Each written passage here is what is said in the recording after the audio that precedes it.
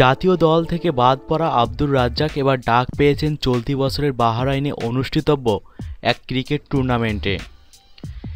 এই টুর্নামেন্টটি অনুষ্ঠিত হওয়ার কথা রয়েছে 19শে মে বাহরাইন জাতীয় স্টেডিয়ামে। অবশ্য শুধু আব্দুর রাজ্জাকই নন, পাশাপাশি এই টুর্নামেন্টে খেলার জন্য ডাক পেয়েছেন নিষেধাজ্ঞা কাটিয়ে কিছুদিন আগে ক্রিকেটে ফেরা সাবেক বাংলাদেশ অধিনায়ক মোহাম্মদ আশরাফুল।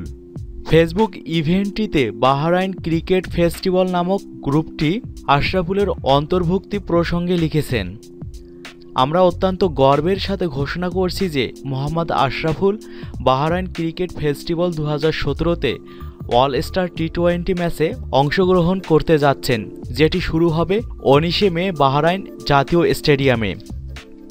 এদিকে এই টুর্নামেন্টে আরও ডাক পেয়েছেন ভারতের নিষিদ্ধ ঘোষিত পেসার শ্রীশান্ত, পাকিস্তানের পেসার সোহেল তানভীর, সাবেক অলরাউন্ডার আব্দুল রাজ্জাক এবং ক্যারিবিয়ান অলরাউন্ডার মার্লন স্যামুয়েলস।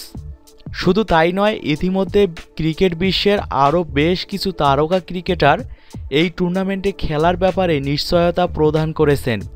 তাদের মধ্যে আছেন শ্রীলঙ্কার সাবেক ওপেনার তিলকারত্নে দিলশান, পাক ব্যাটসম্যান ইমরান নাজির, বুম বুম খ্যাত শহীদ আফ্রিদি, পাকিস্তানের টেস্ট দলপতি মেজবাহুল হক ও ভারতের অলরাউন্ডার ইরফান পাঠান।